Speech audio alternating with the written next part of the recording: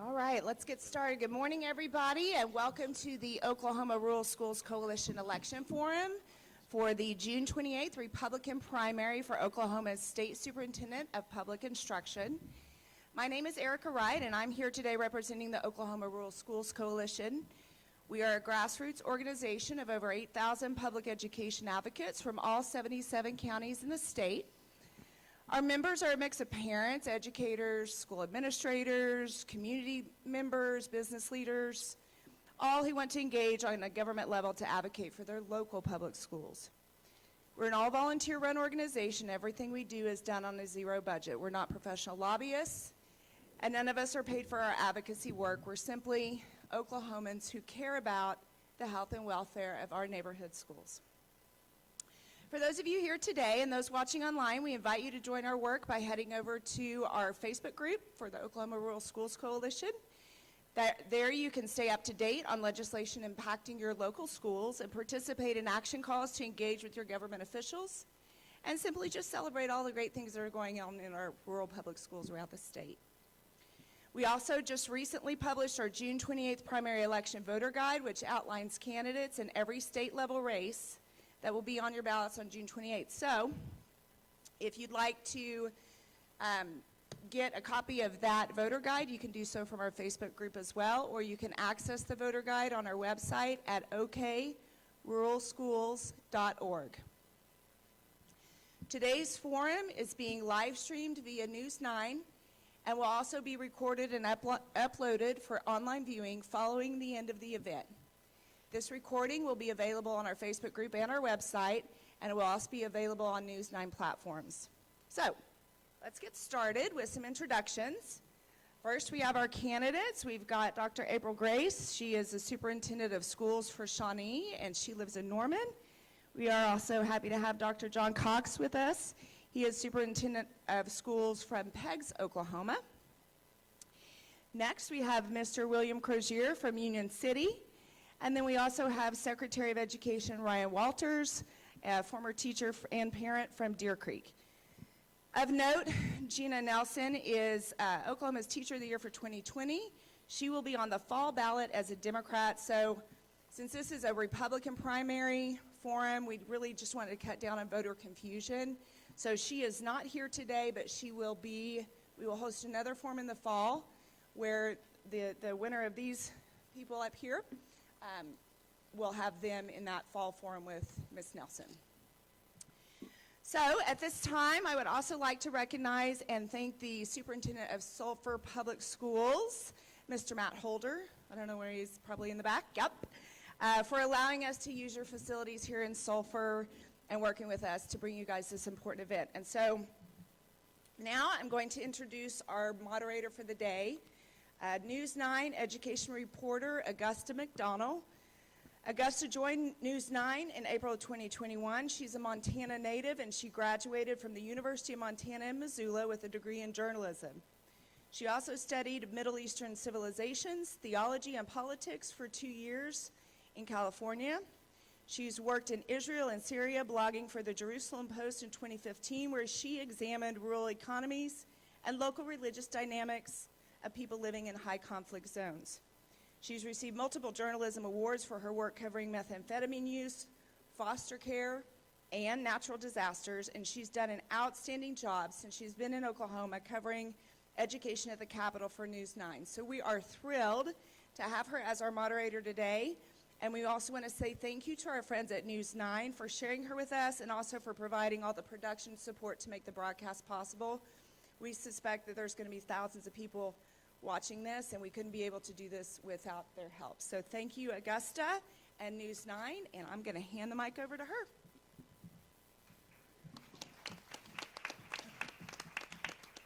Thank you, Erica, and thank you to the Rural Schools Coalition for including me in this forum. I'm very excited to be here. Thank you all for being here. So let's get started. Good afternoon. Before we begin, I would like to remind the audience members and candidates to please silence your cell phones. We have a lot of information to get through during our allotted time today, and in order to stay on task, we ask that all audience members and candidates adhere to the following rules. Audience, please be respectful of the candidates and the rest of the audience here today and those watching online. We don't anticipate disruptions from anyone in the audience today. However, in the event that internal disruption to the flow of the event occurs, you will be asked to leave the venue. We are here to gather information as observers. This is not a political rally. Candidates, the forum protocol is as follows. I will pose the question, call on a specific candidate to answer first. Each candidate will then have 2 minutes to answer the question, with an additional minute at the end for the first respondee to provide any follow-up comments.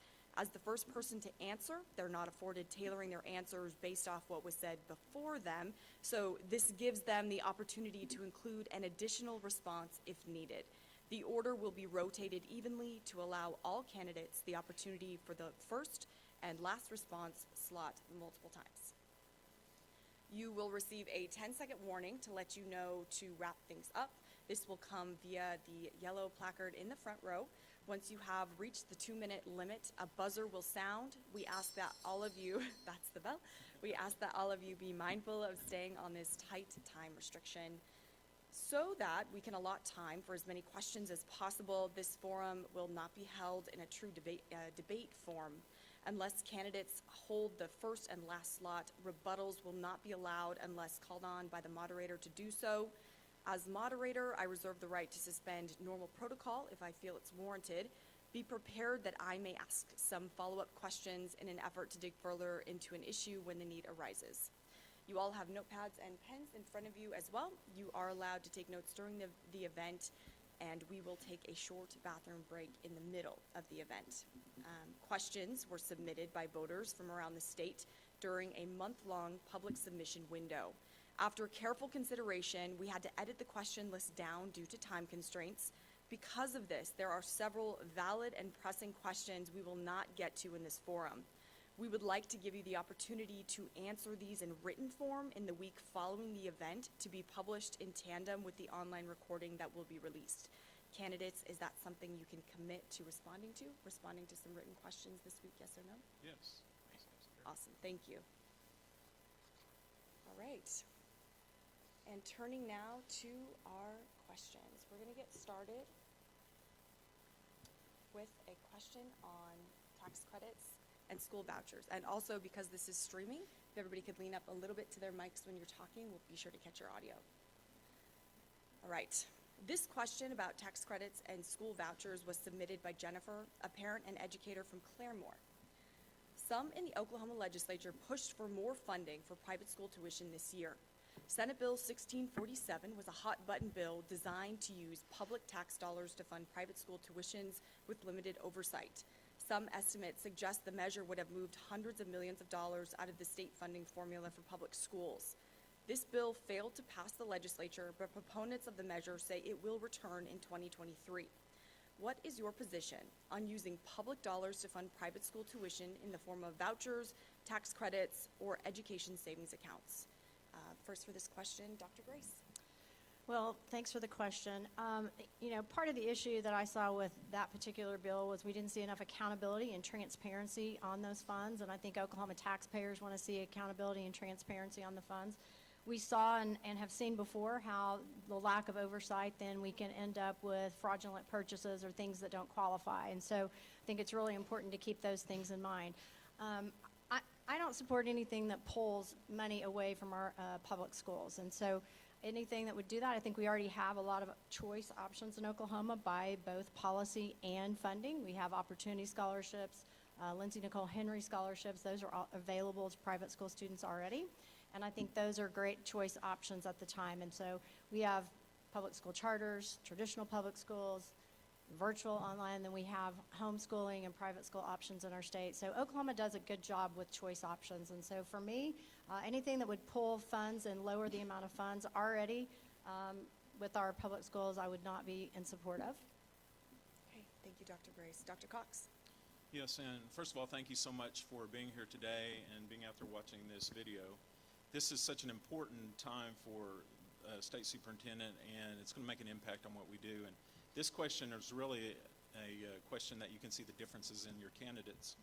I am not for vouchers. I've studied vouchers for about 15 years now to see, is there a way that you could be accountable for the money that would be spent on private or homeschool? And there's absolutely no way to do that. And And as was said, we could see that through the GEARS money, the governor's GEARS money that was spent on all these different items, these gifts that were given to parents, and really a waste of our taxpayer money. So, and I understand the inner cities where they want to pull their kids out of those public schools and give them a chance to be successful. But really, this becomes an entitlement program, basically a welfare program for students to go out and be pulled out of school and give them a different opportunity. And 2% of our students basically across the state would capture that. So 700,000 go to our schools, and there's about another 80,000 that are involved in homeschool and private school. And all across the state, they're telling me, we don't want government involved in our school system. In our private school, they don't want them in their homes. And so they're adamant about pushing back against our voucher system and sending them any money. And so it's pretty easy to say that we're not for vouchers, but when you're in Oklahoma City and Tulsa and you see some of those kids that need out of those systems to get a different education, I can understand that. But this position here is strictly for the protection of our public schools. State superintendent should be trying to protect that money. And so that will be my job, is to protect money and fix our schools instead of giving our money away to other entities. Thank you, Dr. Cox. Mr. Crozier. Thank you very much for inviting me today. Appreciate it. I don't think that any of the rural schools should be held for the vouchers. We have lots of extra money, $2 billion in the bank, the governor said. And also, of course, we had the lottery. We always have these things promised in Oklahoma, like we're only going to build one turnpike and then we're going to get it paid off and we're not going to build anymore. And that was like 1955, and we're still building turnpike. It's two sets of roads, the ones that are paid for and the ones that never get paid for. So I think we have enough money for the people in the rural areas not to worry about it much. A lot of them were, of course, Oklahoma being a rural state, most of them in the old days, the Baptist church was only a block away, which wasn't too bad. They'd come down and talk to us as well as the other different churches would before the people who decided in California and New York we shouldn't have Jesus in the public schools. So one of the things that, in my opinion, since I think I'm smarter than the people at the Supreme Court, the government was to protect the churches in the 13 states. It was not to get in there, rule it illegal, not to be atheistic by whatever means, that we should do what we want. This also goes along with some of the unfunded mandates. The superintendents here informed me, used to call that slavery when you work for nothing, right? So we need to get rid of those. The tax part needs to be overhauled to a big extent, and people like Epic shouldn't be able to make off with money they don't know about. But having worked for government, Department of Transportation, Tax Commission for a long time, all these agencies kept extra money in their bank accounts like the health department because they couldn't trust the legislature and they might want to cut out part of their funding. So we need to keep on having the audits done. So the biggest thing we can do is keep track of the money. That was a big deal under Nixon. Follow the money, see where it is, see who gets it, and see who's hoodwinking our politicians, some of whom rely on trust. So being a little Machiavellian, don't trust anybody. Thank you, Mr. Crozier. Secretary Walters. First of all, I'd like to say thank you all for being here. Thank you, Augusta, for moderating. Erica, thank you for all the work that you've done to put this together. Thank you, Superintendent Holder, for having us here, and great school system here. Love to hear the work that's going on here. And, you know, the reason I'm running is because I want the best education for every single Oklahoma child.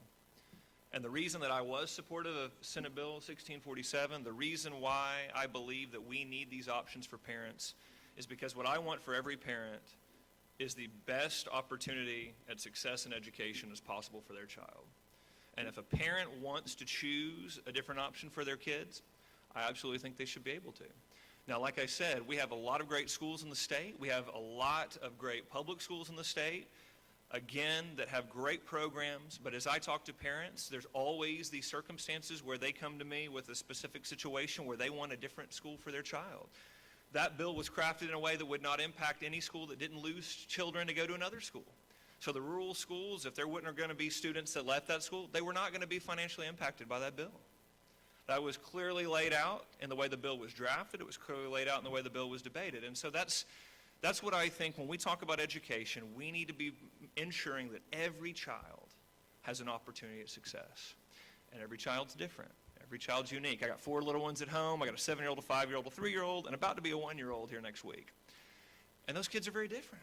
And the way that they've already started their learning experiences are very unique.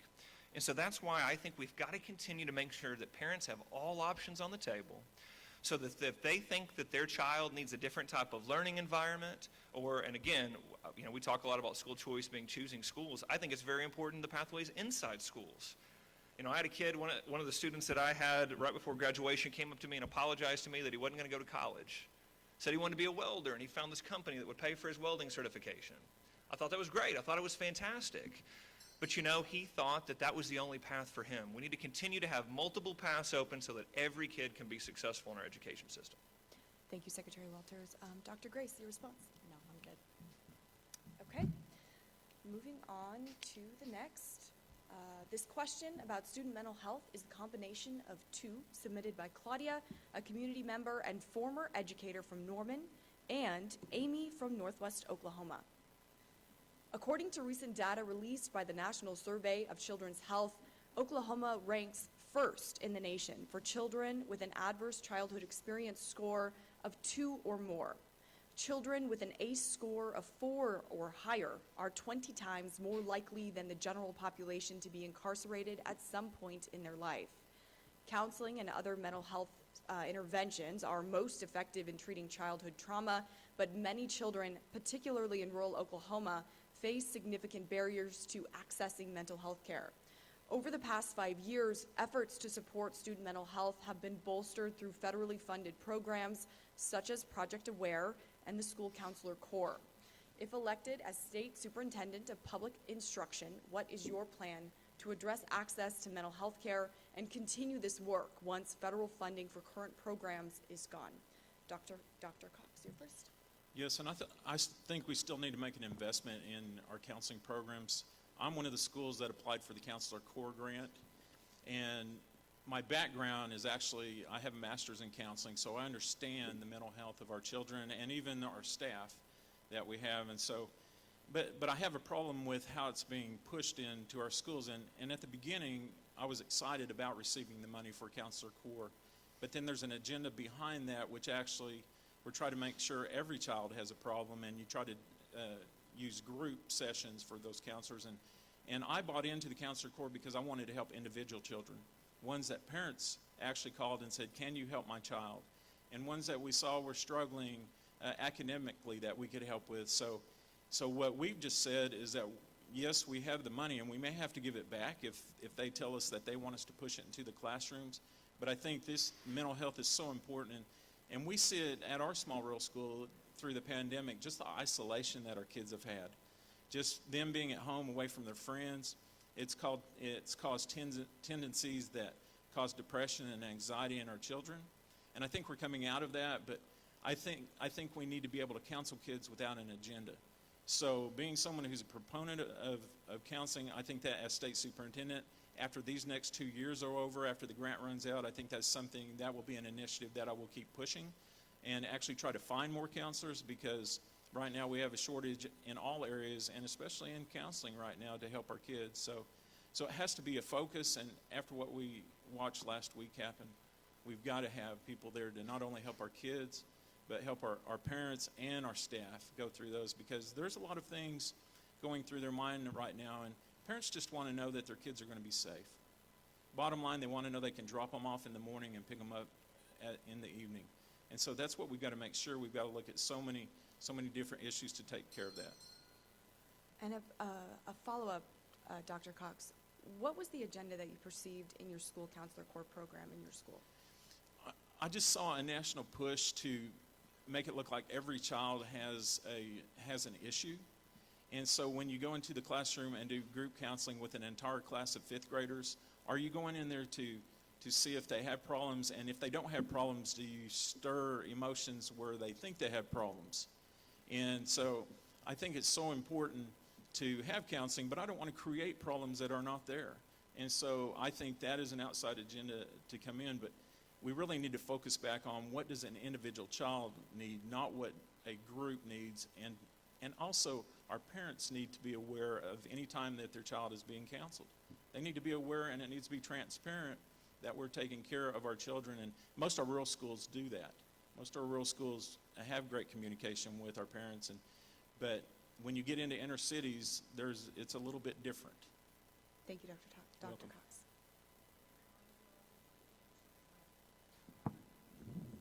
Okay. Was I close enough right there? Okay. I think if you just lean forward and speak into the mic, you should be Okay. okay. Very Yeah. good. Thank you. Mr. Crozier. Well, to me, I think microphones are like bananas. You have to hold them real close to your mouth or nobody can hear you. Having been married to a mental patient and a number of mental people in my family, some of whom committed suicides, so I've been around mental health problems for a long time in different ways. Even back in the 40s and 50s, tried to find everything somebody in Oklahoma could rally around so they had some kind of identification. Free societies, they call that anomie. Nobody has any hope and they don't know for sure what they can hang on to. Of course, religion helps a lot with that. Well, I think that's what we need to do. That project, we try to get something like the other states have where they all rally around. The only thing the people and professors at OU could get was the OU football team in the 50s. And of course, they were in national championships several times. There's some of us that still like OU football who went there, even though OSU is coming up. The British will always say, and what they said before about Americans will do the right thing after we've tried everything else. They need to be self-actualized in what they're doing. As far as I'm concerned, the individual education plans, IEP, are not adequate for mental patients.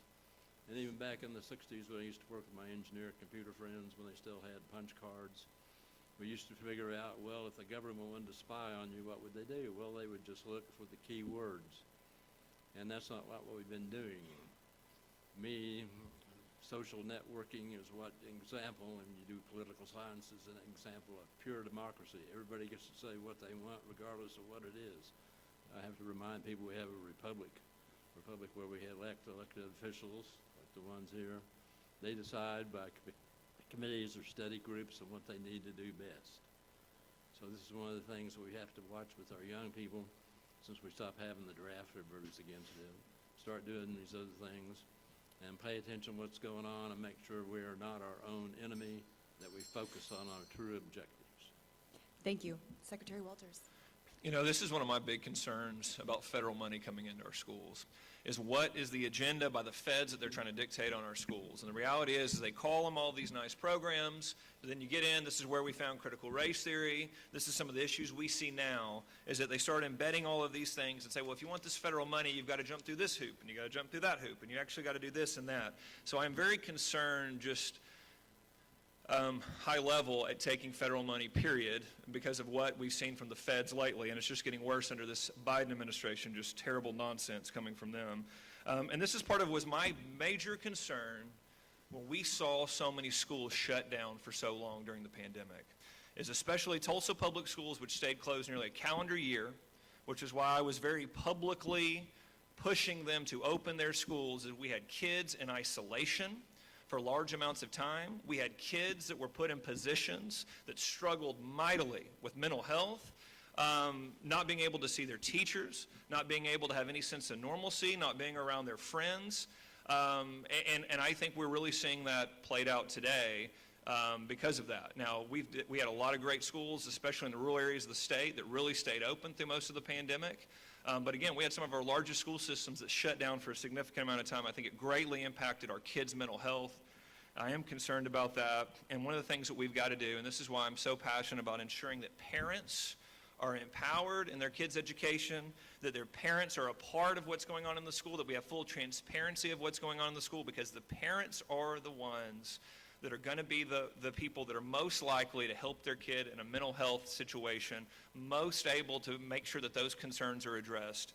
And the other part of that is making sure that we're supporting our teachers, that our teachers have the resources to be successful in the classroom, that our teachers aren't overstressed in a way that they can't attend the needs of every individual child. And that's part of why I was so passionate about the audit of the State Department of Education, to ensure money's getting to the classroom so teachers can be successful with their kids, because they can make a tremendous impact in the kids' lives. Thank you, Secretary Walters. Dr. Cox, your response? That's my turn. Sorry. Okay. Oh, I'm so sorry. Yes, moving around the time. I'm so sorry. Dr. Grace, go ahead. That's perfectly fine.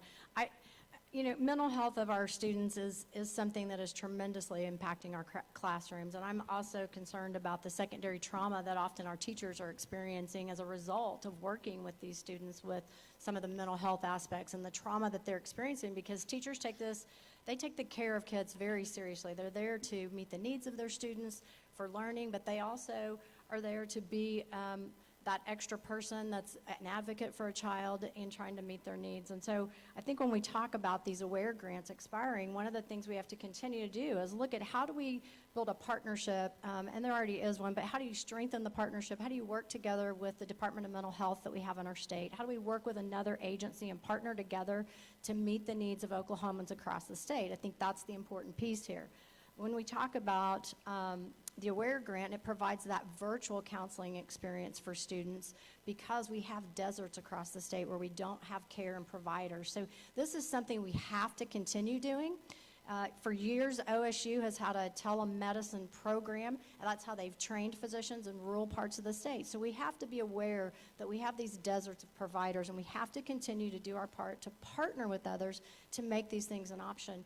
But I completely agree with some of the things that have been said. When we start into intensive counseling pieces, we must have parents as a partner in the process. For many of our students troubled with mental health, the parents also have their own struggles. So having the parents partner with you in that process and having the parents also come in for knowing how to work through things can be a really important part. So it's not just about helping do the work with this child, but we can also help a family sometimes that may be struggling with things. So I think it's important that we've got to address all aspects of this. We've got to provide programs for teachers. We're working on an employee assistance program that would also provide those opportunities for teachers. So I think it's the whole piece, but yes, parents must be at the table in a partnership. All right. Thank you, Dr. Grace. Dr. Cox.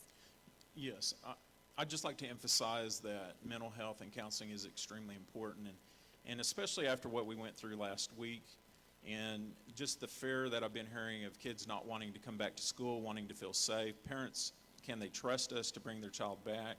And it was mentioned school choice is very important, but we do have the best school choice probably in the nation because our parents have all choices to take their kids to.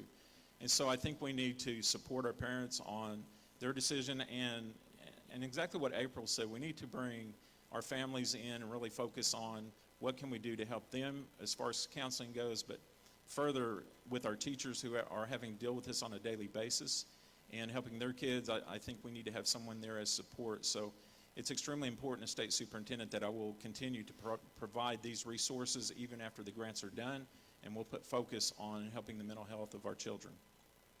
Thank you. And I have a follow-up for Secretary Walters. In place of allowing some federally funded counseling programs to expire, what would you replace counseling services with state dollars in public schools, or what would your solution be? Is that something you would address? Yeah, I mean, this is part of the problem with taking federal dollars, is they get you on the hook and they say, we're going to pay for this for 2 years and then it's up to you. So you're going to fire all these people you just hired? Are you going to continue having these programs going? What are you going to do? And so it puts everybody in a tough situation when we take in a scenario like this. So what I'm very hopeful of is the audit that the governor and I called of the State Department of Education will help us find a lot more money in that department that can be used, a better use for schools. When I talk to school leaders all over the state, I hear them talking about their frustration with not getting help from the Department of Education. I don't know what Joy Hoffmeister's been doing over there, but it hasn't been helping our schools. So we need to be looking at those dollars. We need to make sure those dollars have been wisely spent. We need to make sure that our schools are being supported through the department, which is heavily funded, to ensure that every school has what they need to be successful. Every teacher has what they need to be successful. Every administrator has someone that they can work with to be successful. And frankly, it hasn't been going on. So what we need to be doing is getting the most out of the money we have in the education system to make sure that every single child has an opportunity of success in our schools. Thank you. Next question. This question about the A to F state report cards was submitted by Sandra, a teacher and parent from Shawnee. The accuracy of the Oklahoma A to F school report card system is hotly debated in education policy circles. This evaluation is used to present the quality of a school district to the public. Opponents of the A to F system say it does not give an accurate reflection of school quality because it does not take into account the challenges students face in their personal lives. In general, our rural and urban districts have higher poverty rates than suburban districts. Some argue the unique problems that come with high poverty areas seem to be directly reflected in the A to F report card rankings. This is a two-part question. Do you believe it's fair to grade all schools equally using the A to F report card system? And what would you do to address concerns about this evaluation method? First, Mr. Crozier. Well, once upon a time, in a land far and away, about 50 years ago, I was probably and still am the only district supervisor for National Assessment of Educational Progress. One of the things I noticed was the people in the South and the West speak different languages than the people in the Northeast. I also don't like the grading system. I always like pass or fail. So one of my examples I use, since I also used to work for astronaut General Tom Stafford, went around the moon before Armstrong did. He was supposed to walk on the moon, but we lost some people, which happens occasionally when you're flying out in space. And they asked him how difficult it was to speak Russian. He said, well, it's like this, Bill. He said, I speak Okie. So there is a difference in the way you read those tests and the way that you grade them. Lower tests, all you have to do, like the military, like we did it, many of it's pass or fail. Keep on doing it till you can get it done, and then when you got it memorized, you can do it. So I had a teacher for a father. He made me memorize all the history books before I went to school in the first grade, and I didn't have to study American history till I was a senior. Well, the things that we need to do to help things. Some of the Zoom courses and other classes that people were taking, I think, cause this separation and disconnection in our society, and we need to be together. Even though we can't work on everything together, we can agree to disagree, or I want to say one of the Southern politicians in the American Revolution said, I may not agree with what you say, but I'll defend to the death your right to say it. Well, I've been telling some of my real close friends that didn't want to wear a mask and are worried about the pandemic was that my grandmother didn't die of the 1918 flu. I think she was pregnant with Dad. His health wasn't good enough to serve in World War II. But freedom to choose, or give me freedom or give me death, may not be a choice anymore. Thank you. Secretary Walters. You know, so I've got several problems with the A to F report card, but I'm just going to jump right into this aspect of it. I think we need to do a serious look at the way we're assessing students and the way that that data, that information is transferred and available, number one, to parents to have an understanding of how their kids are doing, but number two, to teachers, to administrators, so that they can actually utilize the data and make decisions and determinations in closer to real time rather than getting a test back much later in the year that doesn't much help them on what they're doing inside their school. So I think we need to do a deep dive. We do need to be checking student performance and see how students are doing. And I do want to make this point as well. Students that come from troubled backgrounds, from difficult personal backgrounds, and again, I've taught in multiple schools with high poverty. I understand some of those difficulties that are there. Those students need those high expectations just as bad as any other student. We have to have high expectations on our kids. We need to be emphasizing academic growth in the way that we assess kids. We need to be ensuring that students are moving forward or progressing in a very good way towards an end goal. And I think we have to be really, really intentional about, are we measuring the things that we want to measure that are important to us, and are we getting those results back to parents so that they know how their kids are doing? And then number two, are we getting them back to schools, school leaders, teachers, so that they can utilize that data and inform their decision making and inform their practices? And that's something that we can do. So we need to be doing a deep dive on the school report card. There's several criteria on there that don't make a lot of sense, and we can absolutely make this a tool that parents use and that teachers use. So it all needs to be changed for that to happen.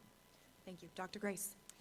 Well, a single grade indicator is not going to be reflective of all the things that go in a school. So we know that there are issues with A through F, and I think there are, as has been mentioned, there are a lot of opportunities for us to sort of revamp that, look at it, reset it, recalibrate it. We need to be using growth measurement assessments, things that measure the growth of every student, because we need to be advancing every challenged student, but we need to be challenging every advanced student. I worry with some of the tests we have right now that doesn't always happen like it needs to. So we've got to get intensely focused on academic rigor and lifting it for all students. We absolutely cannot afford to lower the bar. We must set the expectation high for all kids. We know that kids can rise to the challenge. We believe every child can learn regardless of their background. We just know they learn at different times and they come to us at different points. So a growth measurement tool is what we have to go to and we have to look at.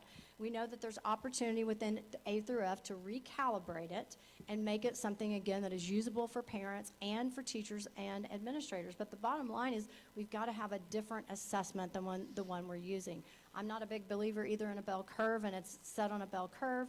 So we've got lots of problems with how it's set up, and it's time to really dig into it and look at it and make it a more useful tool and something that's more beneficial, as well as get testing results in a more timely manner so that interventions can be made or advancements can be done for students who are already on target. We must do a better job of continuing to diversify this, and again, challenging those students that are advanced and advancing those students that are challenged. It has to be part of the mission that we do, and it's time that we really reimagine, redesign, and redefine what we want from Oklahoma educational outcomes. Thank you. Dr. Cox. Yes, I've been discussing the A through F for about 8 years now, and basically haven't changed my opinion. We just need to eliminate it. The businesses out through our communities, they don't like the A through F because it really doesn't grade what the school actually is. You can be a C school, but be an excellent school. And people don't understand that. And so when you can go from a B to an A to a D in 3 years, there's something wrong with that scoring with the same teachers teaching. And so it was discussed about expectations. We have the highest expectations. Teachers go into this business with high expectations of their children. They should do that, or they shouldn't be in the business. So I really have a problem with people saying that, we don't have high expectations of our kids, and that's been said, but we do.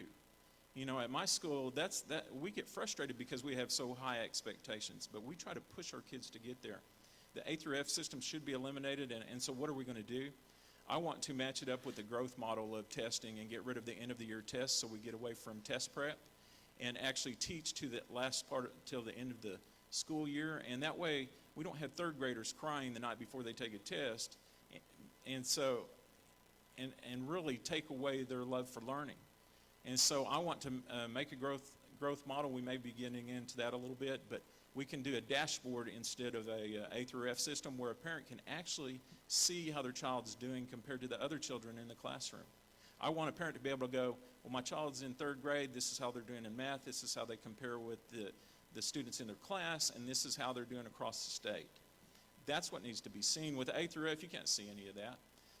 So I want to bring something that's really valuable. If we're going to do something with our money, if we're going to spend millions of dollars on these tests, we need to do something valuable with the data that we get from them.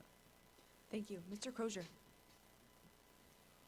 Well, one of the things I used to do on my grades, besides help people that didn't think they were doing too well on the first test, was to, and when we did the numbers on the percentages, was instead of having like 100 to 90, I'd make 3 or 4 different points in there. So that when it came to final time, of course, being a Christian here, we always have prayer in the school as long as you have tests, maybe. But anyway, as long as they fell within that category of the scores, instead of if they made 89 instead of a 90, they still got an A. And that comes from me having taken courses in the past where you miss things by 1 point, or get graded down because you're right-wing, radical Christian Republican, and disagree that the Russian army is not going to move into Czechoslovakia. So we need to make sure they can do the best they can on the test. As far as I'm concerned, I used to do it with my prisoners and the prisons in Oklahoma was you take the test until you pass it, and they would skip 2 or 3 classes and go ahead and take the GED and pass it. Thank you. Next question about teacher retention and recruitment. This question about teacher retention and recruitment was submitted by Claudia, a community member and former educator from Norman. Oklahoma schools are struggling with both recruitment and retention of teachers. The largest teachers union in Oklahoma, the Oklahoma Education Association, said this week that retention issues in Oklahoma's teacher corps are linked to lower than regional average pay and harmful political rhetoric directed at teachers and schools. New teachers are joining the profession at about 50% the rate that teachers are leaving.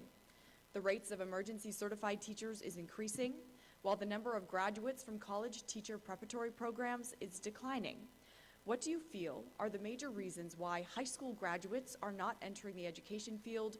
And as State Superintendent of Public Instruction, how will you strengthen the certified teacher pipeline in Oklahoma from pre-service to career educator? First, Secretary Walters. Great question.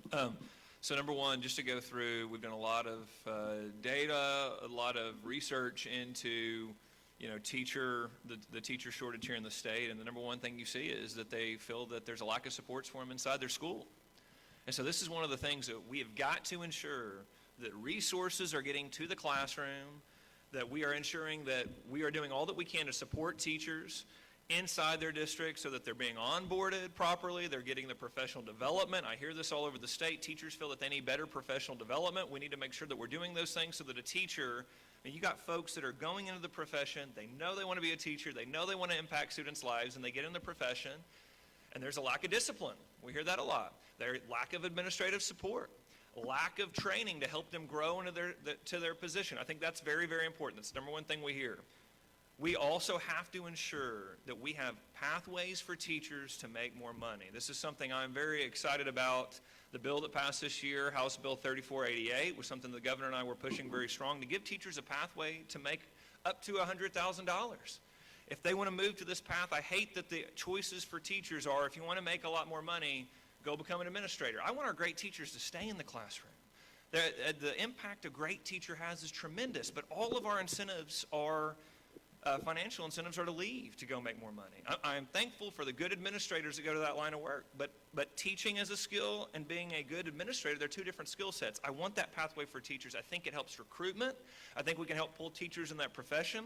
I think with this teacher leader role, those teachers can help train new teachers, help onboard new teachers, help co-teach with other teachers, and help provide those supports. But we have got to do something about recruiting, retaining, and then supporting teachers, because this is a serious issue. When we talk about the number one factor inside a school of student success, it is the quality of that teacher in the classroom, and we've got to make sure we're getting good folks in the profession and they're supported.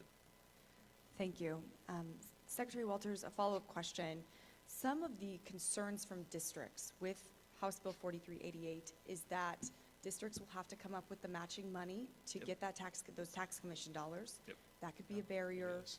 And some of those longtime educators will now be taking hours out of the classroom to go mentor. There's a question of workload.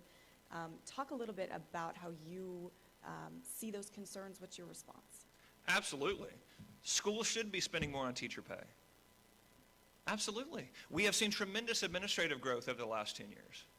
We have not seen the growth in this teaching staff. More money should be spent inside our school budgets to teacher pay. I believe that 100%. Will we match it as a state to help even further bolster that? Absolutely.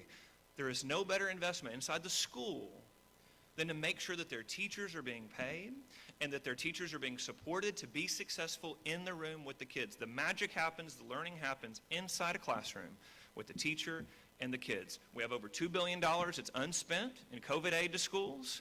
We have 5 of the last 6 years, the education budget has went up, and we should continue to invest in education. But we should also continue to ensure that those investments make it to our teachers and give them the potential and the ability to have flexibilities in their day so they can help other teachers, they can help develop curriculum, they can help co-teach. That needs to be, when we're talking about how we move forward as a state, when we talk about how to significantly improve student outcomes, we have to find ways to help our teachers, support our teachers for the use of those students to have the best learning possible. Thank you. Dr. Grace. Well, absolutely, the number one most important thing we can spend money on is resources and support for teachers and on our teachers and getting money into the classroom. So there's no argument here about that. But I think we all have to remember, too, this year what we saw was we got a flat budget in education with an 8% inflation rate. It makes it extremely difficult because our operational costs are increasing. And so to go now find extra funds to incentivize, and now we've got also put together a program to sort of tap into these funds that we saw in that bill. There may be great opportunity with that bill in the future, but right now I think schools are doing all they can to get back on track after COVID, and we've just, again, got a flat budget that really is not a flat budget because we have an 8% inflation rate. So at the same time, we've got to look at every aspect of that. But recruitment and retention is extremely important, and this is way more intense of a question than a 2-minute response, I can tell you that. But we've got to have multiple layers and avenues for people to get into the profession. We've got to keep multiple on-ramps like we have. But we have got to get serious about incentivizing the traditional pathway. How do we do that? We saw some bills this year passed that would absolutely give teacher scholarships and things like that. Those are some of the things that may compel our young people going forward. As we use intensive internships and apprenticeships in our schools for pathways, that's another way for us to get young people involved in it. I've been working with a group to put together a plan, a Teach for Oklahoma plan that would be similar to Teach for America, but it would be Teach for Oklahoma and be concentrated on Oklahoma with some of those same pieces to it. So again, I think multiple pathways. We've got to continue to open up every opportunity we can to get people highly qualified and highly trained. We know that there's both an art and a science to teaching. There's something that people have to be trained on to do some parts well, and there's some parts they may be intuitive. But absolutely, we've got to put money and resources in teachers, but in teacher retention and recruitment, we've got to incentivize step 5, step 10, step 15, step 20, step 25 to keep people in the profession. We also need to restore national board stipends because those are important, and that's a highly trained certification that teachers receive. Dr. Grace, would you support increasing teacher salaries across the board like we saw several years ago with legislative action? I do, but I do also think we need to be strategic and specific at the same time. So we need to do incremental investments instead of big dumps. We've got to continue. This has got to be something we can count on and be consistent about. But I do think we've got to also really incentivize like a step 5, a step 10, a step 15, a step 20. We've got to incentivize people staying in the profession as well. So while we still need across the board pay increases because we're now lagging again in the region, we also have to be, I think, very intentional about keeping our best folks here in the classroom as long as we can, too. So I think it's both pieces that we've got to do. Thank you. Dr. Cox. Okay, so the Secretary and I have had this conversation at several forums, and so I would just like to ask the question, who here in Sulphur is going to be the one teacher that gets the $100,000? Who is going to pick that? Is the superintendent going to pick that? Is the school board going to pick that? There's so many problems with picking one person out of a school district to make the $100,000, and the rest of the teachers are making $45,000. So I've got a real problem with it, and what I've been saying, and in these discussions, is that if we have the money to do the matching funds, why don't we go ahead and put those into raising the salary up for all teachers? And so 8 years ago, I was advocating, we were at $32,060, I believe, and I was advocating for $40,000 for our teachers to entice them and keep them in the system. Now, 8 years later, I'm saying $40,000 is not enough. $50,000 should be the base level for a teacher to come in, because basically if you get trade certification, which I am pushing as hard as I can across this state, you can come out of there and make $50,000, $60,000, or you can go to work at fast food and make $35,000 with nobody on your back at all. So we've got to move the bar to the $50,000. I love the graduated scale step for every 3 years, then you increase it maybe $1,000 so that teachers can be incentivized to go, well, if I stay here 3, I'll get another $1,000 bump. Right now, we're getting $350 to $420 bump every year. So, and which is, you don't even see that in your paycheck. So I have a problem with that bill. If we have the money to do it, let's go ahead and raise the pay scale up and keep those teachers in.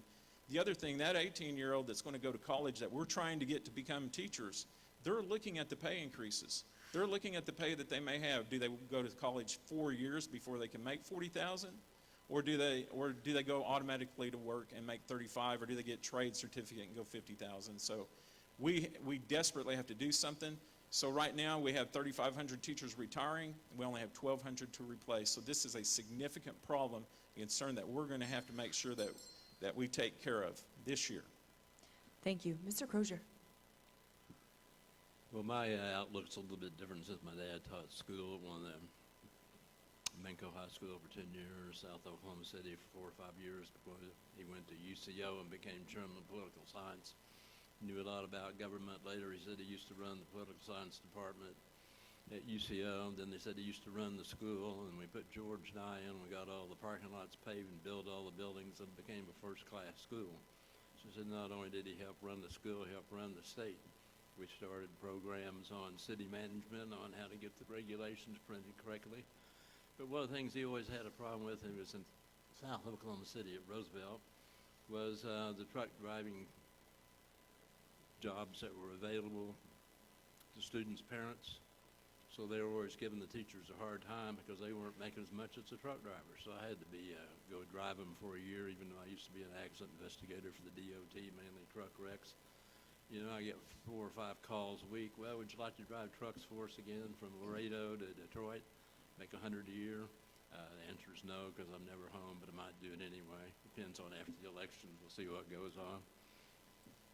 But that's beyond with it. I don't care about the regional average. We're getting new people in. We're getting new business. We're building the motion picture industry. We may build electric cars, even though they didn't build mine. Mine became the Prius, 1995. So it needs to be on that top level. The question is, we still kind of have a socialist system of public schools, unlike business where you pay people to do the jobs that they are qualified to do. We have all these big government loans. Of course, big bad Biden is trying to wipe those out. And they probably should be, but on the other hand, you can give the businesses credit for it. So the battle with the OEA has gone on for years. It's not just the pay, it's the working conditions. And we basically use the one-room schoolhouse management since about, 1812 or something like that. So the first company I worked for, National Assessment of Education, Westinghouse Learning Corporation, Deming were the principles that were used to surpass our manufacturing projects in the United States by China and Japan. Thank you. Your rebuttal, Secretary Walters. I feel like Mr. Crozier's putting me to shame. I'm the old history teacher, but you're the one always dropping all the history lines. And okay, but yeah. So just to wrap that up, I like him. I am passionate that we have to look at what we're doing and do things differently in order to improve our education system. We're 49th in our student outcomes. 49th. Oklahoma's the greatest state in the country to live. Absolutely love living in Oklahoma. I love going into communities. I see communities that want to support their local schools. I see parents that want to be more involved in their kids' education. I hear teachers that are passionate about teaching their kids. But our system has not been working to produce the outcomes that we desire for our kids. So we have to start looking at things differently. Absolutely, we need to be paying all teachers better. We also need to be ensuring that the best teachers, the teachers that want to go above and beyond, the teachers that want to help train and onboard other teachers, the teachers that want to really work in this kind of more of a leadership role, have pathways to do that, because those type of teachers are going to make a tremendous impact, not only for their students, but for the culture of their schools. Thank you. Next question. This question about support staff was submitted by Jamie, a teacher from Kingston.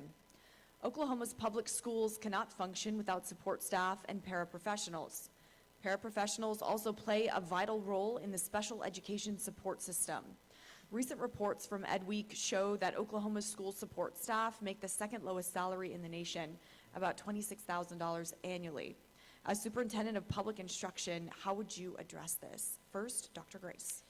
Well, I think this is absolutely something that we've got to continue to work toward with legislators and try to get more funding for support raises. We focused on teachers as we should have, because we were very lagging behind there. But our support staff, absolutely, we cannot keep the doors open without them either. They're the ones that drive the buses, they help us do the meals, they support the special education students. So all of those folks are extremely important. And across the board in education, with our support staff and teachers, we've got to work better and harder on getting the pay up. And so absolutely would support legislation on that. I'd be working to try to get that done. We saw some bills this year that introduced it, but there didn't seem to be an appetite for that to happen this year. But I think it's something we've got to keep working on. We have bus driver shortages. We have every kind of shortage you can imagine with support staff as well. So it's not only a teacher shortage problem, it's a shortage across everything. And I agree with the individual who put in the question. We've got to do better with support pay as well. It's something we've got to keep working on. Thank you. Dr. Cox. Yes, I think support staff are a foundation of our schools. We absolutely can't do without support staff. But right now, I'm looking for 3 paras. I'm looking for a office assistant. We're always looking for qualified people to come in, quality people to come in and work. And so it's extremely frustrating, and it has to be out through all rural Oklahoma and even inner cities to find people that we can trust to come in and work in our schools.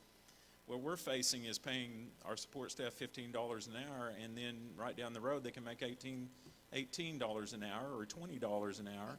So everybody's fighting for that one person. It's extremely hard to find a bus driver, a cook, a janitorial person. And so this is just something that until this election never really has been focused on before. So I am really proud that now we're looking at the people that make the school run, that really help our teachers. My teachers will tell you they can't survive without their teacher's assistants. We provide one assistant for every teacher that we have to help take care of them, help take care of the kids. But we're getting where we can't find those people anymore. So just because of the pay and just because of basically people don't want to go back to work yet. The pandemic really kept a lot of people home. So I am very supportive, and as state superintendent, that is something I will focus on trying to at least get the minimum up to 15, but we've got to compete with the 18 and the $20, and plus quality of work, environment of work, and I think that's up to the local superintendent and administration to make it a quality environment, a family environment for those people to come to work. So yes, that will be something that I will be pushing to help support staff. You know, as a working superintendent, I just understand their value. I just know what they do for us, because I would easily be that person out there that's cleaning the bathrooms and sweeping the floors and driving the bus. I'm easily that person. So yes, I put great value in our support staff, and I will be their advocate as state superintendent. Thank you. Mr. Crozier. Support staff, I like the ones that I had that were helping me at Blanchard, and also the ones that were helping me at Guthrie. To me, these could be potential roles for future teachers because they get the experience.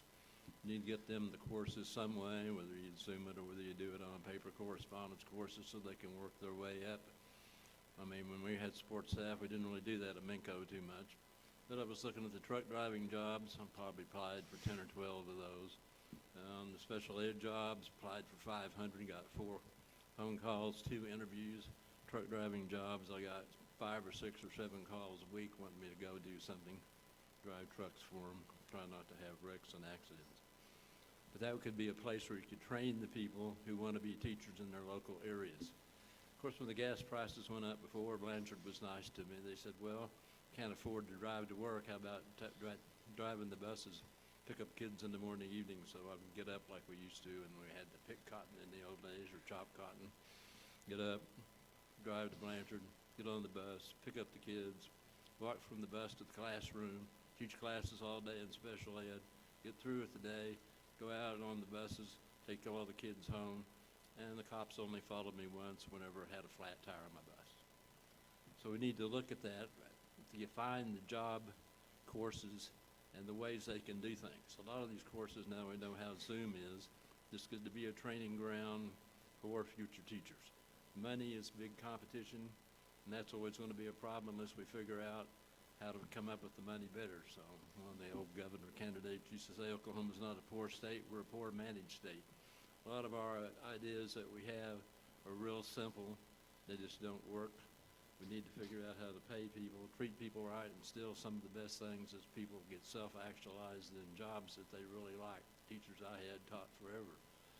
People look at my resume and say, have you done all these things? Well, only in one lifetime, but I'm not dead yet. Thank you. Secretary Walters. So many of support staff, that I'm going to talk about two critical issues here that I see with support staff. One is the ability for them to make more pay doing other things. We've seen that a lot with transportation, keeping a bus driver with the pay now for CDL licensed drivers across the state is just unbelievable what they can make somewhere else. So we've been trying to find ways to help districts innovate in how they transport kids, how they pay bus drivers, things like that. I think we have to continue down that path of how do we continue to find solutions to the transportation issue in schools. And the other is, I think you're exactly right. We've got paraprofessionals inside our schools that would love to move into being teachers, where they get more pay, they get more benefits, they get things like that. But again, they are working an 8 to 4 type job. How can they do that? I've been working with colleges across the state to try to set up these programs. I know there have been some schools taking advantage of this across the state, to start allowing their paras a degree pathway, because these are folks that love working with kids, they're engaged in the school, they're part of the school culture, they're part of the school community, and if we can, that's a great benefit for them to say, hey, within 2 years, what if we were able to help you get a degree where your pay does bump up tremendously and we backfill the teacher shortage area? Then what if we start backfilling the paras and we start getting folks moving into there with a career pathway that says, well, in a few years, we can even help you advance into being a classroom teacher. I have heard from so many superintendents across the state that have a story of a paraprofessional that got a degree and came back and was a full-time teacher and one of their best teachers. And so I think we've got to continue to look at these problems and find solutions, find pathways to really help us get out of these type of issues. I think that is a key area that we could focus on. That is giving paraprofessionals pathways to becoming teachers. It would be faster than taking someone at 18 and 19 to get there. You know that they are already embedded in a school. They already understand the school environment. I think it is a very great solution. And again, it's not a total solution, but it is one great solution to help us with the teacher shortage.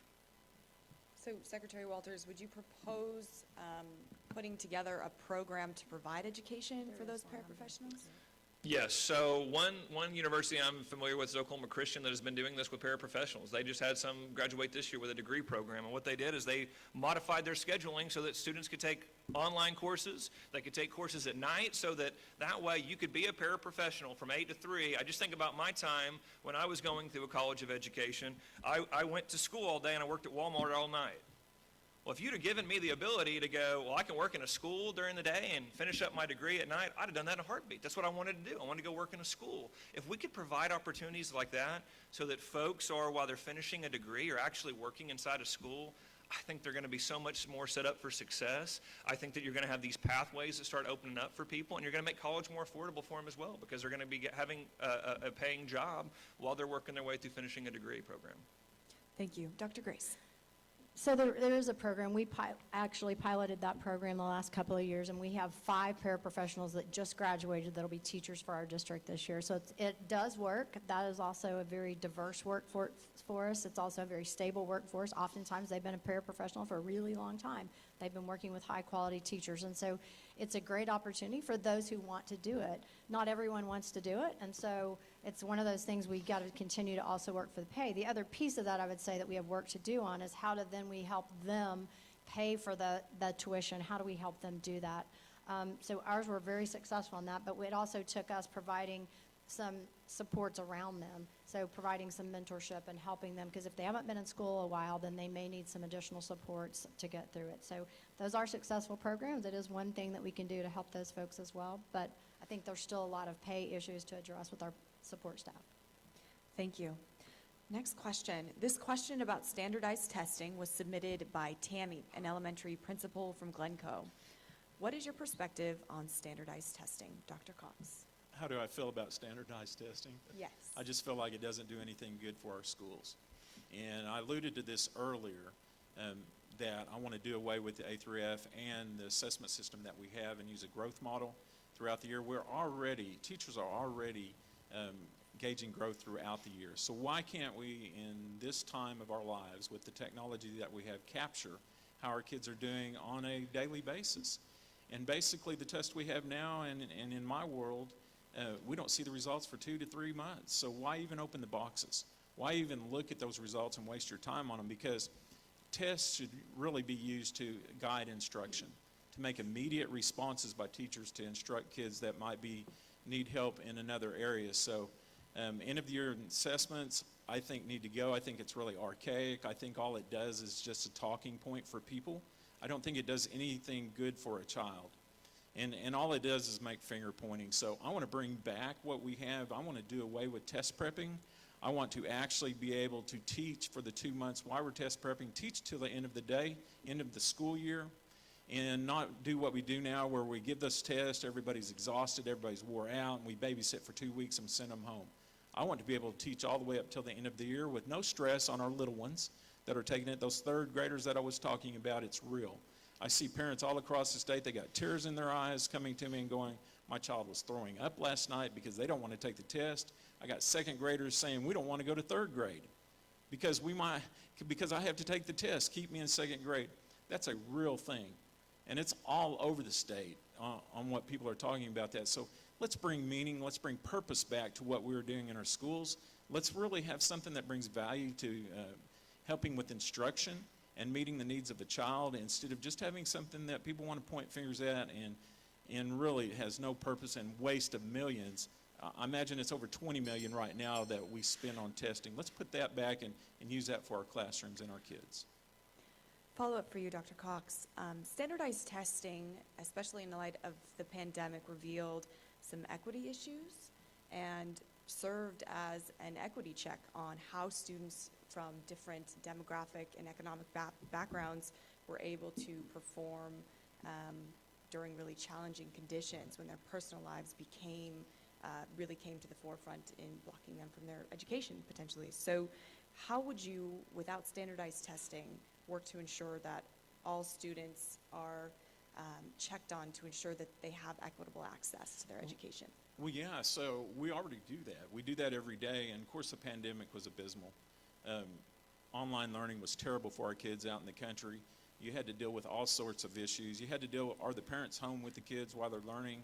Is a little fourth grader, is their parents there while they're trying to watch, or are they just trying to take care of younger brother or sister? Those are real items out there. So how do we really show for accountability? And I think what I'm talking about is a great accountability process where you're actually gauging immediately how a child's doing in a classroom. You can change instruction based upon where their needs are. And then also you can capture that data, and really accountability lies with the parent, because the parent brings the child to us and they expect an outcome. And if the parents engage like they should be able to look exactly where their child is in that classroom. So accountability is there in the system that I want. We just need to get rid of these totally meaningless tests that we have at the end of the year. Thank you. Mr. Crozier. Well, having been a district supervisor for National Assessment of Education, which is still ongoing, continues, out of Princeton, New Jersey, I had all of Oklahoma and northern Texas. 1,000 miles a week wasn't very much to drive to get to all those schools and hire people to give the test. Part of the problem was that there was only one company doing the test. People who wrote the test were from the Northeast, so they didn't speak the same English we did. It made a difference on the scores, and nobody ever competed against them. So when I worked for General Stafford, I told them the contract for national assessment was up. Their subcontractor is the one up in Iowa City that grades all the tests. Used to be called Measurement Research Center. Then it was National Computer Systems. Then it was something else, so they changed their name, I think, all the time so they can keep the subcontracting jobs. However, once we made a bid on the contract, of course this is fake news, remember it's a lie, I'm not telling you this, okay? They wanted to know, some people in Boston wanted to bribe us to take the test and get it. They said their people were more powerful than the ones in New Jersey. So I went to Boston. That's when Whitey Bulger was there. I'm always around these places where people are, and then later we find out that they're killers. And the people met with us and wanted to pay us to do that contract and get it. Of course, we didn't follow through with it. The FBI wanted to know what it was. Many of the test questions were things that you wouldn't ordinarily ask. We didn't call them tests. We called them packages, because that's what you get at Christmas time, right?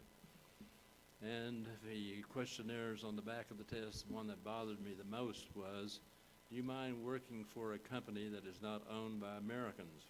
This was the 1970s, so they already planned on putting those ideas in our heads and in the business heads so they can get out of the country and make more money and pay fewer taxes on it. We didn't get the contract. We got the cost and pricing data that showed who owned National Assessment of Education, and they, most of them were from Europe. They were not from the United States, so that's part of the problem. They don't speak English. Thank you. Secretary Walters. If killers are following you around, I don't know that you should come to any more of our forums, Mr. Crozier. That makes me a little nervous. Do you want to know about the Zodiac? I don't know. I don't know if I do or not. Okay, standardized testing. So, no, here's the thing. We have to ensure that we are assessing what is important for Oklahomans. We need to make sure that what we're doing is putting students on a pathway to be successful. Again, I think part of the issue with standardized testing is that standardization. Every kid's unique. Every kid's different. We all in this room and everyone watching online, you've had a different pathway to success. You might have taken twists and turns. It probably didn't turn out exactly the way that you thought. But what we do when we over-standardize education is we make a young person think, well, if you don't do this by this amount of time, or you don't do it exactly this way, well, then you're not going to be successful. And that's just wrong. We all know that. We know that as parents. We know that as grandparents. As teachers, we see that. We have kids that find their own way. We find kids that are super creative and maybe don't test really well on this test. We find kids that are much more inclined in a project-type setting, working with a team. There's all these different unique skill sets, and we've seen manufacturers and companies across the country that have moved away from even requiring a college degree because they go, well, I mean, I don't know. We don't know if this is really what we want in the employees we're hiring. So what we've got to do is we've got to create an assessment system that ensures that parents know how their kids are doing. We've got to have a testing system that allows teachers to reflect on their practice and ensure that they can see how students are doing. And not something that's redundant, not something that's just put there at the end of the year, but something that's actually meaningful. And the way to do that is to ensure that we've got students mastering skills at those early grade levels, because again, I'm going to tell you, it's heartbreaking to hear parents talk about kids dropping out of school and about how their kids can't read in 4th and 5th and 6th grade and how they can't get their kid to go to school because their kid doesn't want to go to school to be embarrassed because he can't read. We have to master those skills early on. And then we've got to allow students to follow their talents, follow their skill sets, and start developing those much earlier in life so we don't have kids that are graduating from college with a degree that doesn't mean anything, that doesn't have a job in Oklahoma at the end of it, and then this kid is burdened with $100,000 in debt and has no career path moving forward. We have got to get out of that way of thinking. Thank you. Dr. Grace. Well, I think, most of us agree, it seems, that a growth measurement model makes more sense. So standardized testing, there's a certain amount of testing, as you mentioned, regarding equity and civil rights and just ensuring that we are checking up on kids. And that's part of the ESSA plan and some of those things. So we have to look at those things, we kind of have to tease that out and kind of unbundle it. ACT and SAT may continue to make sense for our college-bound high school students and for all high school students, because they may be able to handle college and may not be knowing that they do. So that may be one that continues to make sense for us. But growth measurement tools make the most sense in what a teacher does on a daily practice and what we want them to be doing on a daily practice. It's already been mentioned, being reflective on their work, knowing where students are. Again, I'll say it again, we must advance those that are challenged and challenge those that are advanced, and the only way we can do that is to continue to look at where a kid is on a daily basis. Benchmarking and growth measurement models are the tools that help us understand in real time how to make adjustments for students. Many of our schools already do this, so how do we bridge those two systems together, and how do we make it meaningful for teachers, for parents, for the public to show? We have some of the most rigorous academic standards in the nation. So it's time now for us to look at how we measure those in a way that can be meaningful but can ensure growth. An end-of-the-year instruction autopsy test that we get 2 months later does not help us adjust instruction for an individual student as they're going through the learning continuum. So we have to begin to look at things different. I'll say it again, we've got to reimagine, redesign, and redefine Oklahoma education to be more meaningful, and we've got to examine all aspects of it. Thank you. Dr. Cox, your rebuttal. Yes. One thing I haven't talked about on assessments is the assessment of our special needs children. We have IEPs. Most of you in here and out there understand the IEP, and it actually gauges growth of a student. But here we're expecting an 8th grader who's on 3rd grade math level on their IEP to pass an 8th grade math test. It's crazy, because think about what's the first thing that child thinks when they're sitting in front of that test? I'm going to what? Fail. And so it already puts a stigma on them, and it makes them feel like they're worthless. So what I want to do is actually find a system and actually use the IEP that we have and is already in the database to gauge the growth of that child and see if the school is doing the job they're supposed to. IEPs are actually made to be monitored by the parents and the teachers to see if growth is there, and if it's not, you adjust the IEP. So I want to be able to take care of those children. I was criticized vehemently by the State Department of Ed for coming out and saying they don't need to be taking those tests because those tests are inappropriate. And actually I said it was child abuse to make a child sit in front of a test that there is no way they can pass it. And so those are the children that I'm trying to take care of, and I'll just keep saying it even though I get criticized for it. We need to find a better method and use that IEP to gauge the growth of those children. Right. Thank you. And we are now going to take a 10-minute restroom break. Thank you to all of our candidates. Take a few minutes. Everybody in the audience, there's bathrooms out in the lobby. And for everybody who's watching, leave your stream up. When we come back, we have lots more great questions. We'll be right back.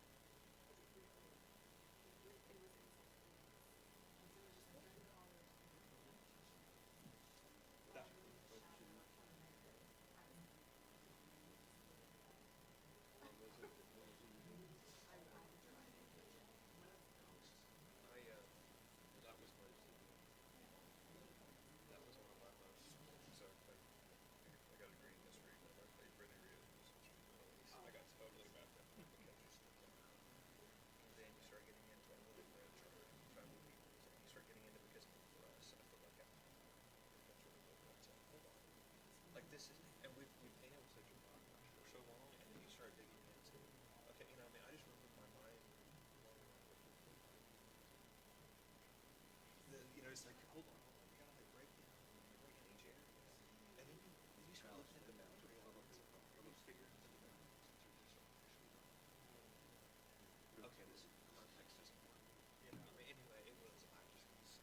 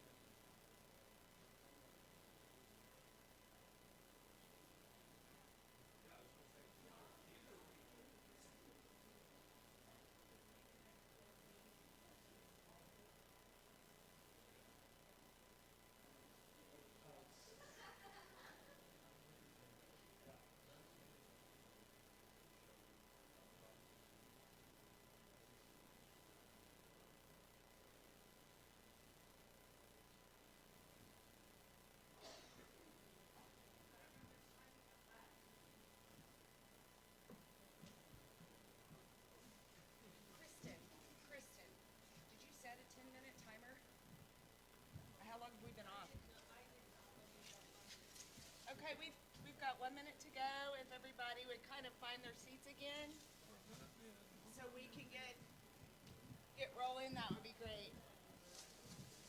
Hey, Kristen, can you go out and let everybody? Okay, we've got about another minute until we need to get started again. So if you're out in the lobby, please make your way back to your seats. Candidates, please make your way back up to the stage so we can keep this on time. We still have quite a few really awesome questions to ask.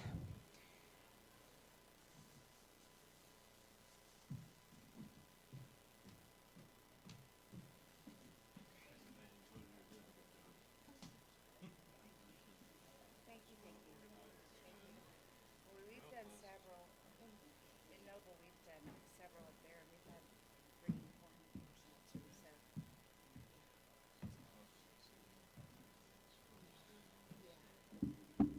Yeah, I think when we have the final one, we'll probably do it in between, so that way, trust me.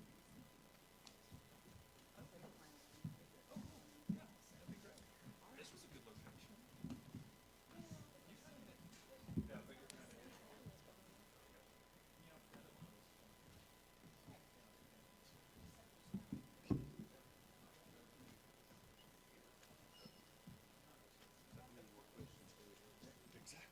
We just have 3 or 4 more questions we're going to talk about.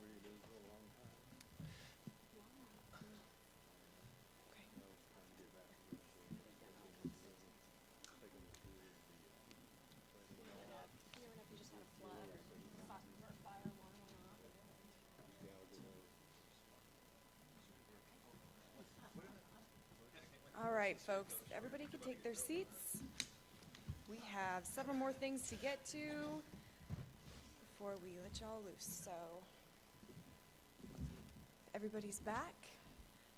Our next question on ethics was submitted by Kristen, a parent from Noble.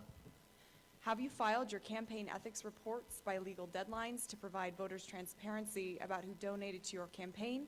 And if not, why and when do you plan to do so? Mr. Crozier.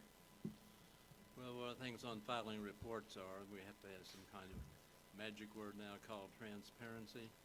So I was arguing with the Ethics Commission about, well, how do you want us to pay this? What if it's our own money? What if we just get out of our own pocket? What if we just have a few people contributing? We got a checking account. I said, well, banks I had before all failed. The FDIC killed all the ones in the 80s, and our most recent one, the Bank Union, it failed too.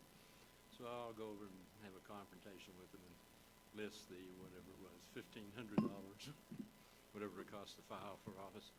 Used to, if you got 15% of the vote, you got your money back. Now, being government, you know, they always like to keep whatever it is you give them. And let's see, ethics, of course, my ethics are Old Testament and New Testament. We threw out the 10 Commandments, and now people think it's all right to steal, right? Some places think it's all right to kill, commit adultery, commit false witness. So we got rid of all that. We need to put it back. So I said we don't need to move forward. We need to move backward to pick up the things that made us good and strong. Oklahoma's going to be blessed because of our anti-abortion bill. You know, when you kill 62 million babies from 1973 until now, and we finally get it stopped, we're already starting to have motion picture business, take it away from California. Manufacturing business, 2 biggest things we export in the United States is airplanes and motion pictures, so we're going to have lots of money and lots of jobs, and lots of people are going to move here. Probably need to figure out how to make the houses on computer, what do they call it, 3D, because we're going to need an extra 100 million homes in this country for everybody to live in, so they don't have to live on the streets like my cousins complain about in San Diego and LA. So ethics, you have to do what's right. Man doesn't know what's right unless he reads the Bible. You can read all the other 3 million books like Bill Banowski said we needed at OU. Yeah, but there's only one that counts. And if you don't get it right, you have to repent a lot, right? Thank you. Secretary Walters. Yes, always filed ethics reports on time, always will. Transparency is very important at all levels of government or running a campaign, so I will always be dedicated to being very transparent with everything. Okay. Dr. Grace. Mine are all filed, have been filed, will continue to file. I think it's important for everyone to be able to access that stuff. We have rules and regulations we're supposed to follow accordingly, and so we should be doing that if we're running for office. Thank you. Dr. Cox? Yeah, absolutely. Details are extremely important, and especially for the person that's going to be state superintendent, and filing your ethics report is one of those details. And so, yes, mine will always be filed on time and be very transparent for everyone to see. Mr. Crozier, your rebuttal? Well, the reports, like I said, I've got to go in and visit with them because I've talked to them on the phone several times. Every time we do something on filing, we need to look and just see who it was. One time, of course, this has been quite a while ago now, I thought about going to work for American Express, and they said, well, you'd need to bring us 100 people that make whatever it was, 50 to 100,000 a year. So I just went and got the names of all 5,000 people on the Ethics Commission and said, well, I got 5,000 people making that money. Why don't you just talk to them? So the question is significant, it's important, but you got to have people read those ethic reports, see where the money comes from. For example, our state constitution, when you take an oath, you're not supposed to take free railroad rides places. And most of the time, we don't have any railroads that give you rides anywhere except from Oklahoma City down to Texas. Now it's airplane rides, so I don't know if anybody's got free airplanes or not. I've been on a bunch of little ones. I'd rather just stay on the big ones when I was in the Air Force. So it's important, needs to be done. You need to read the reports. I think they're online now if you want to see who contributes to whom. Thank you. Next question. This question about support staff was submitted by Pat, a grandparent and school bus driver from Noble. Oklahoma schools are experiencing a severe shortage of school bus drivers. What plans would you like to see put into place to address this issue? Secretary Walters. Yes, I look at the transportation budget. This has been a budget that has not been touched for, I think, over 20 years. I think that we're looking at, as CDLs are becoming more, marketable, as we're seeing Amazon, FedEx pay more and more. I think we've got to continue to not only support schools in getting transportation. I think we also need to look at, are there solutions to help get students transported to school through use of like stipends for teachers to drive Suburbans? Could we do partnerships with churches? A lot of times have buses and vans available that don't get used during the week. We've seen a couple of states that have really leaned in on this. This is why I was working with some legislators on legislation this session to help free up some of the transportation money to be used in partnerships. Because I think that there could be potential there, especially for schools that have some unique transportation issues. And when you go around and talk to schools, again, it's like this with a lot of different areas, right? Schools in the inner city have one issue with transportation, suburban schools have another, and then rural schools can be kind of all over the place. I mean, you can talk to some rural schools where your superintendent's the bus driver, and there's 5 or 6 kids they got to drive miles and miles out to get.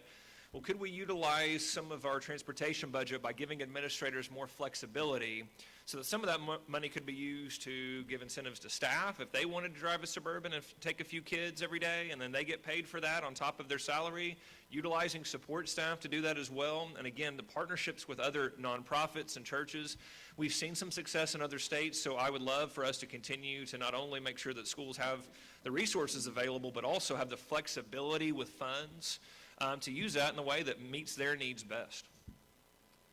Thank you. Dr. Grace.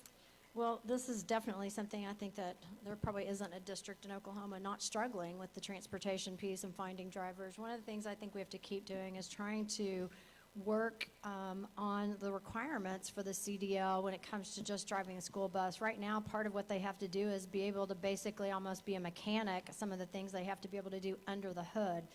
In most cases, they're not going to be the one fixing the bus, so we need to figure out, are there pieces of that we can take out of the CDL portion for school bus drivers, because again, it's pretty rigorous, it's intensive, it's a lot of training. So is there a way to make it where they can be safe to drive the bus, because there's a lot of liability carrying folks' kids, but they don't necessarily need to be able to repair the bus, diagnose the engine, and many of the things they have to currently do under the hood.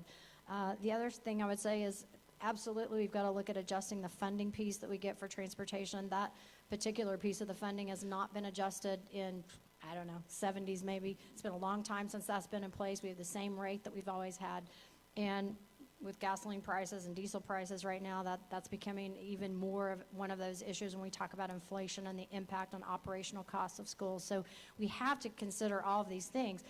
I've batted around myself in my head at times trying to figure out, can we partner with a nearby district? In our situation, we have multiple K-8s around us. Can we partner together somehow and provide transportation? Are there ways for us to do that? So I think we have to be, very creative, and we have to sit down and have those conversations. But then we also have to understand there are complexities and uniqueness to school districts that may have 150 square miles that they're trying to transport kids. And so that's a whole different issue to come across. And so I think it's really important as state superintendent that you understand the complexities that schools have to deal with. And when we look at partnering with nonprofits or whoever, we've just got to make sure that we have the same rigorous background checks and training and driving requirements that we would for any school employee. And so I'm not open to those things, but I think we've got to think about them. Thank you. Dr. Cox. Yes, I understand the safety issues that the National Transportation System has put on our school bus drivers, but they've just gone a bit too far. And as was mentioned, you actually have to be a mechanic to pass the test.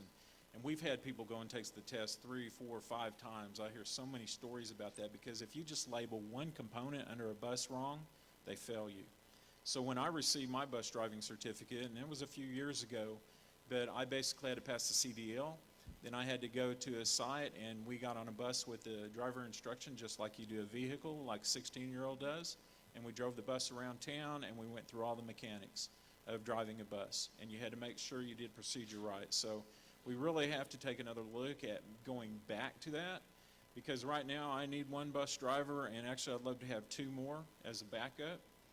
But nobody can find bus drivers. You see, and probably the same thing here, you see it all over the state. So it's really it's an interpretation of Oklahoma Transportation Group on what we have to do with our buses. And I'm extremely thankful to our technology centers who are out there trying to help us be flexible and provide training. But you still have to go through the process of learning everything about a bus that you don't even need to know. Now, the basic checks every day to make sure your tires are right, make sure everything is right around the bus to be safe picking kids up. I think that's valuable. But as far as the mechanics part, that's why we have a mechanic look at our bus. And so those are 2 separate issues, but common sense doesn't sometimes work with bus drivers, but with bus driving system and the testing, but we've got to get back to where it's simpler and that we can have qualified people who really can't climb under a bus and say that is what that is and pass the test. So we need help with that, and as a state superintendent, that's something that I will be looking in right off the bat is when I get in the door. Thank you. Mr. Crozier. Well, one of the things that happened under the Reagan administration was we're going to deregulate trucking companies so they can all compete with each other. So one of the things they forgot to do was to get rid of all the bureaucrats who wrote up all the tests for the CTLs and also for pilot tests. Right now, if you want to be a pilot in the United States, there's a big shortage of it. Those tests are easier and the physicals are not as hard as driving a bus in Oklahoma or any place else. The first time I flunked the bus test, I forgot to turn my lights on first. As we're always taught not to turn the lights on first. We're supposed to turn it on after we start it so it doesn't run the battery down. But I've been talking to these different people. I have a CDL, did accident investigation with the Department of Transportation for 5 years, read 25,000 accident reports, went on 5,000 accidents, 250,000 pictures. It's a joke what these bureaucrats have done with buses. It's one of the main thing on buses. Little girls who drop their books out in front of the bus get run over and get killed. I haven't seen that on any of the tests that they do. So there's a big problem with that. Now, like I said, you want bus drivers, you want them in the morning, you want them in the afternoon. That's when you take kids, right? You don't drive them all day and all night. So we need to find something else for them to do as well or trade that off. There's a new school, I think. I forgot what they're going to charge, $6,000, $10,000, $20,000 to pass the test, and they get all the code copies. You have to memorize them. Reminds me of ROTC at OU. We had to take the marching test every week to figure out which way you can make a left flank and a right flank. So I finally just memorized all the letters, go in, take the test 10 minutes, and hand it in to them. It is a significant problem. And it seems like government bureaucracies and people who do computers want them to do more and more and more. We always wanted to use the thing in the military, we called it KISS, keep it simple, stupid, teach them the deals, get a road test if you had to, and if you can't tell a carburetor from fuel injection system, it's just tough for the tester. Thank you. Secretary Walters. I do think this is an issue that I'm just so shocked is caused by bureaucrats that decide that they know best for everybody. And in this situation, they knew best for schools, how to do transportation. And so we've got the feds that have all of these national standards that, frankly, a lot of them don't make sense anymore. And so, that's one of the things I think is very important for us as a state. We've got to look at what we're doing, and are we putting every single student, every single teacher, every single administrator with the capability to be successful, to be able to be innovative, to be able to be creative, to problem solve. And that's where you see so many issues like this. Hey, when red tape needs to be cut, we need to cut it. Free market allows the best ideas to go to the top, and there are times in education where you see the government get more involved in trying to tell a school how to run itself and putting all these different stipulations on rules like this, where a school goes, look, I could solve this problem, but you've given me all these regulations. This is, again, another example of government being the problem for schools that could have a solution for that. Thank you. Our next question about ethics was submitted by Melissa, a teacher from Bixby. A recent report by Oklahoma Watch and the Frontier showed $8 million in federal pandemic relief funds were distributed directly to parents with blanket approval on expenditures from the Secretary of Education. The report detailed the Secretary said in a 2020 conference he hoped the effort would be a good example for future education policies that give education dollars directly to parents. This investigation detailed that over $500,000 of those dollars were spent on things unrelated to education, such as gaming systems, power washers, tools, and trees. What are your thoughts on this report? Dr. Grace.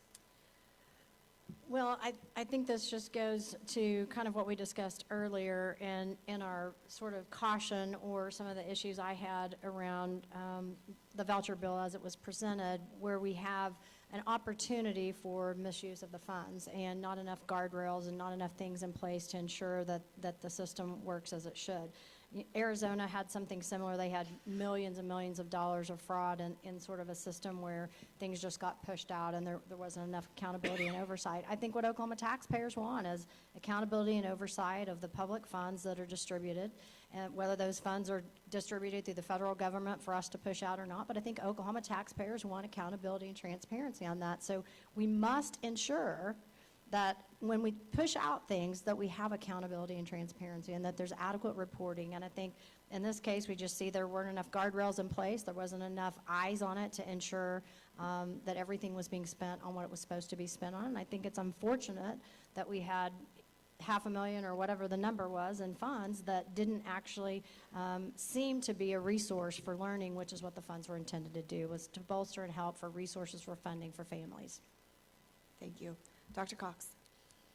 Well, I touched on this earlier and talked about the free gifts that were given out to our parents out there. And the emotion I had, I don't know if it was disgust or if it was just mad or irritated, but that was your taxpayer money that come down from the government as for CARES money. And it was just spent, we bought people across Oklahoma gifts with our money. And so as a school superintendent, down to the penny on all of this all these CARES Act money, the ESSER monies, we are down to the penny on where it goes. And actually, we have to do a plan, and then we have to spend it that way. We have to pay up front, and then we ask for reimbursement. And if we're off, if our coding is not right, they come back and they see. If we spend it on an item, we have to show invoices. So for a school district to have to be transparent like they should be with taxpayer money, and to see this $8 million and then $2 million was given back to the government, that could have been used to be back in our schools. $2 million of the $8 million was given back to them. And so frustrated, mad, irritated, it's a prime example of experience. If I was over that CARES money, there would not have been any of this happening. That money went straight to educational processes like it was supposed to, not to a TV out there for somebody or a fireplace or a Game Boy. It would have went to help a child. And that is the prime example of why you can't run vouchers through Class Act. And I think what irritated me more is we went to Florida and picked class wallet and paid them $700,000 to run this program. $700,000. I can just see what I could do with that in my school with my kids. So I'm ashamed. I'm embarrassed. I just could not even believe it happened. Thank you. Mr. Crozier.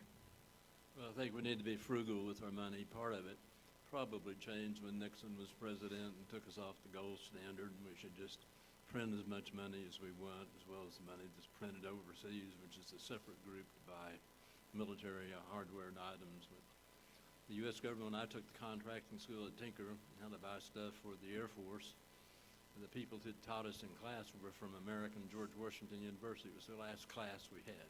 So I've been going to school all my life. The feds are supposed to be able to come in and monitor stuff. So the only little local story I can tell is when I was a bank teller at my uncle's bank in Norman, and I gave out about 10 grand a day. Today it would probably be 100,000 before we had the ATM machines. And my friends at school would say, well, doesn't it bother you to have all that money, with your hands on it? Does it bother you? I said, well, no, I just make sandwiches with it. That it never bothered me, it didn't enter my mind.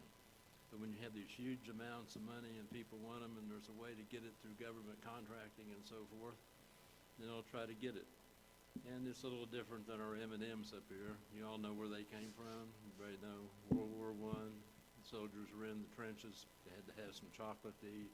Wouldn't melt in their pockets. Melt in their hands through their pockets. So they're one of the biggest government contractors now, all the subsidiary agencies they have. And this tends to be a big problem. We want to get rich, we want the money. Of course, after mine, when they die, they can't take it with them. Transparency needed to be done. Need to be able to go in and look and see where the money goes. If it didn't go, get it back. And there's just millions, I used to say millions, billions, maybe trillions of dollars now that the party in power gave out to all their friends. To me, they're getting my age or getting old. Of course, these people are all younger than I am. I will hold that against them like Reagan used to say. But they all want to feather their nests. And even the president's son, I'm going to beat up on him. His connections with Ukraine. Are we just having a war to cover up Ukraine's money spending? Or are we going to let the Ukrainians win and beat the Russians? Thank you. Secretary Walters. So when I'm appointed to be a cabinet secretary in September 2020, one of the first things I did is to make sure all of our policies were put in place to support every Oklahoma student, and started looking over government contracts to ensure accountability and transparency of taxpayer dollars. That is incredibly important to me, to make sure that your hard-earned dollars get where they're supposed to. I found a government contract where a vendor did not uphold their end of the contract, and the governor and myself are holding that vendor accountable. That's what we will do. That's what I will always do. That is what I am doing with the textbook vendors that are putting critical race theory in your textbooks. I sent them a letter and I said, listen, you're not going to do business in the state of Oklahoma if you violate our laws. Just like I told this vendor that if you are not going to uphold your end of the contract, we will hold you accountable for breaching contract. Now, far left-wing Democrats have attacked me for that. I'm not surprised at all. I'm not surprised at all that people that don't want parents to have choice or parents to get assistance want to attack me for that.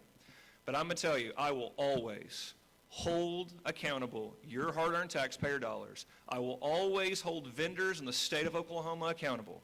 I will always make sure our state laws and our state contracts are upheld. And guess what? When you do that to vendors, when you do that to companies, sometimes they don't like it. Well, frankly, I'm not too worried about that. I'm more worried about making sure that Oklahomans are getting the most out of their taxpayer dollars, and that every dollar for education is used for our kids and for our kids' education, and I will always do that. Secretary Walters, this question is specifically pertinent to you. This was your project, your baby, your effort. In the report, Class Wallet did provide an email to reporters that showed you had given some sort of blanket approval in their request for, where do we stop people from, where can we limit expenses? Did you understand that that was the question? I'm kind of wondering where the confusion came in on how people were going to be permitted to spend that grant money. They're pulling things out of context that have nothing to do with the way the program functioned. Again, I started as Secretary of Education in September 2020. A program was already in place, a contract was already signed, was already negotiated, and I step in and make sure that that contract is being upheld. And when we found that it wasn't being upheld, now there has been action taken against that vendor for not doing their job. And again, guess what? When you hold vendors accountable, when you hold contractors accountable, they start pointing fingers. And I'm really disappointed in the way that that's been described or the way that I've been attacked for that. But you know what? That's the reality. When you are a conservative and when you fight to make sure that taxpayer dollars are being held in high esteem with full transparency, guess what? They push back on that. And again, instead of accepting responsibility the way that the vendor should have, they've chosen to engage us with that and not do their end of the bargain. So that will continue to play out, but we will absolutely hold them accountable for not doing their job and not meeting their contractual obligations. Thank you. Dr. Grace. I would just go back to the point that I think when we start talking about oversight of these kinds of, whether it's gear funds or other grant monies or federal dollars that come into the state or the department's budget or any of the things that we want to talk about, this is where it becomes really, really important that we have a state superintendent that's had experience in working with these complex budgets and providing the kind of oversight and understand some of the nuances that also have to be in these contracts to make sure that we have guardrails in place, that we have all the things in place that matter the most so that we are taking care and being responsible for those taxpayer dollars however they come in. And so for me, I would just go back to saying it's important to reiterate that experience matters in overseeing these kinds of complexities that are part of the Department of Education. And as an experienced superintendent, I know how to do that. Thank you. Next question. This question on school safety was submitted by an anonymous participant. Oh, excuse me, actually, we decided to move past this out of sensitivity. Oh, I was ready for that question. I appreciate that. I think we decided to move past it out of sensitivity. We'll submit that as a written Sure. question. Okay, sounds good. So we're wrapping up. This is the final question and your opportunity to close today's event. From each of you, we'd like to hear what makes you different from your peers on the ballot and why should voters select you on June 28th? Mr. Crozier. The reason is why to vote for me. The other people here have taught some classes along. My man on here on the left has. But you need to put a classroom teacher who has had business and government experience in this job. Look at all the government contracts that we have, make sure they go by it, make sure they follow the rules as well as things on safety that you were talking about. If you want to see my deal on safety, it was when I ran last time when I got the nomination for Secretary of Education in Oklahoma, Superintendent. It was on the Daily Show, so if you want to look that up, you can look it up. 10 or 12 years ago, books that shields, you use those underneath the desks, you put the Kevlar on them and pistols will not penetrate those. Biggest thing is now is response time. You have a good government bureaucracy, even in the military, it takes response time to go out and get the enemy or these people that shoot up these schools. So you have to have a way to stop them before they get there. You may not save everybody, but you're going to save a bunch of them. So the pistol bullets will not penetrate the books. The AK-47s and other machine guns will. You have to have some kind of response. Back in the 50s, when we were having atomic bombs, the Russians used to hide under the desk. That wouldn't do any good. But if your teacher in front of the room or somebody comes in, the desk will hide most of what you're doing. So you can either throw the books at them and have them be aggressive and not run away, but attack them. Anybody that does the small kids and stuff, you know where they're from. They're demonic.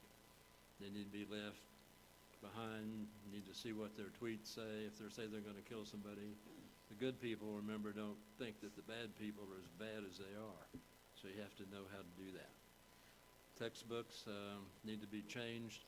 We need to get rid of the state textbook committee. That's another place where they used to try to bribe us for their certain books. That needs to be given to the local school districts. They can pick out the books they want. Hopefully they can read.